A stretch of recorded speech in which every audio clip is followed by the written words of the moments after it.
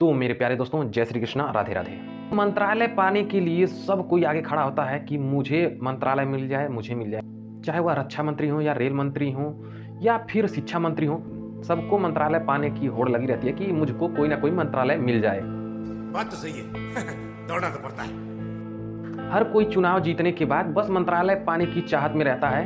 हर कोई मंत्रालय पाने के लिए उत्सुक रहता है। लेकिन जब बात आती है आम आदमी की सुरक्षा व्यवस्था की, चाहे वो रेल मंत्री हो, रक्षा मंत्री हो या शिक्षा मंत्री हो, कोई भी मंत्री हो, तो वह लोग अपनी जिम्मेदारियां ना निभा करके सारी जिम्मेदारियां और सारी गलतियां जनता की ठहरा देते हैं। झूठ बोलो, बार बार झूठ बोलो। कहते हैं कि भाई हमारी तो इसमें गलती नहीं है, जनता की गलती है। मैं ऐसा क्यों कह रहा हूं?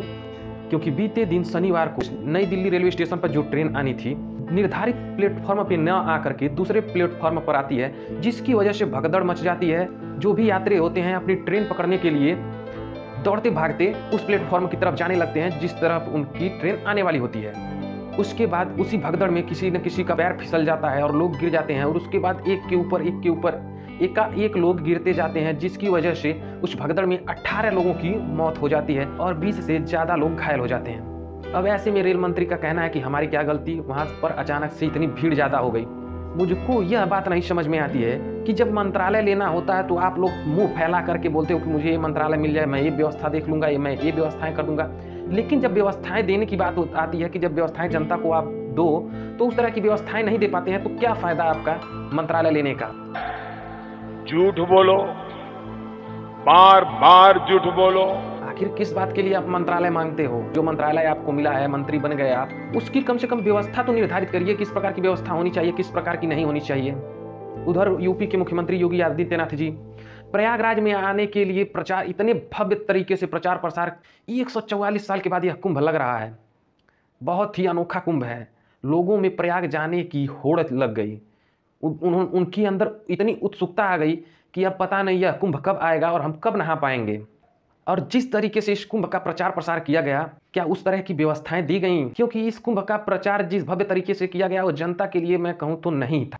अब कुछ अंधभक्त आकर कहेंगे कि इतनी बड़ी व्यवस्था में ऐसे छोटे मोटे हादसे होते रहते हैं। भाई साहब, अगर आंकड़े छुपाए नहीं गए होते तो ये कोई छोटा मोटा आंकड़ा नहीं था, काफ़ी बड़ा आंकड़ा था। लेकिन यह छुपाया गया है, कहीं ना कहीं यह छुपाने का काम किया गया है इसको। क्योंकि जिस तरह से वहाँ पर हादसे हुए थे, वहाँ पे सिर्फ 18, 20 या 15 मौतें नहीं हुई थी, वहाँ काफ़ी बड़ी संख्या में लोगों की मौत हुई थी, लेकिन उसको छुपाया गया। बात तो सही है। दौड़ना तो पड़ता है। कुंभ में हादसा जो हुआ उसके बाद भी इन लोगों ने ऐसी व्यवस्थाएं नहीं। लगातार लोग कुंभ में जाने के लिए, स्नान करने के लिए व्याकुल हैं और उत्सुक हैं और जा रहे हैं। उनको फर्क नहीं पड़ रहा है कि कितनी भीड़ है, वहाँ पे क्या व्यवस्था है क्या नहीं है। उनको बस यही लगा कि चलो एक बार हादसा हो गया, अब हमारे मुख्यमंत्री, हमारे देश की सरकार, जो भी हमारे रेल मंत्री हैं, वह व्यवस्थाएं ठीक कर लेंगे। प्रचार इस तरीके से किया गया कि इतनी ट्रेनें चलवा दी कुंभ के लिए, प्रयागराज में जाने के लिए यात्रियों के लिए इतनी ट्रेन चलवा दी, उतनी ट्रेन चलवा दी।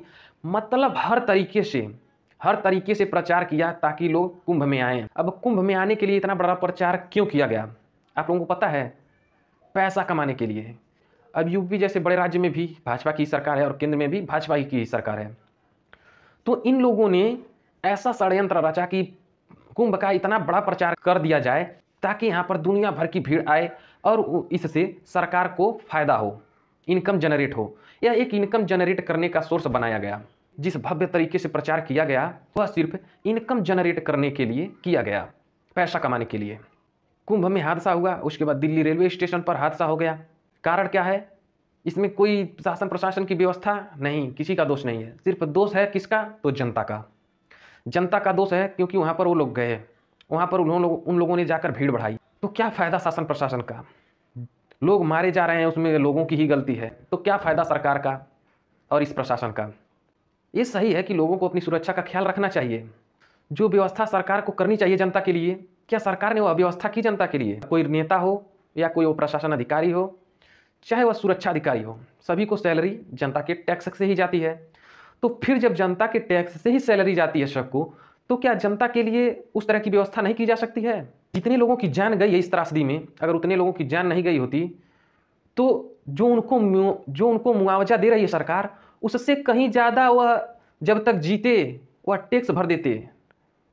उस मुआवजे से अधिक तो वह टैक्स अदा कर देते सरकार को, तो क्या उनके लिए व्यवस्था नहीं होनी चाहिए? आखिर किसके लिए व्यवस्था होनी चाहिए? सैकड़ों की संख्या में मरे होंगे लोग कुंभ में, सिर्फ कुछ चंद नंबर हमें दिखाए गए। 15 लोगों की मौत हुई, 30 लोगों की मौत हुई, बस कुछ चंद नंबर दिखाकर जनता को गुमराह कर दिया गया, उनके माइंड को डाइवर्ट कर दिया गया कि आपका ध्यान इधर ना रहे, बस आपका ध्यान बस कुंभ मेले में आने पर हो, ताकि सरकार उससे इनकम जनरेट कर सके। बाकी आप सभी लोगों की मर्जी, आप लोग क्या सोचते हैं क्या नहीं सोचते हैं। अगर आप लोगों को वीडियो अच्छी लगी हो तो वीडियो को लाइक करिए, चैनल को सब्सक्राइब करिए। तब तक के लिए धन्यवाद। जय हिंद।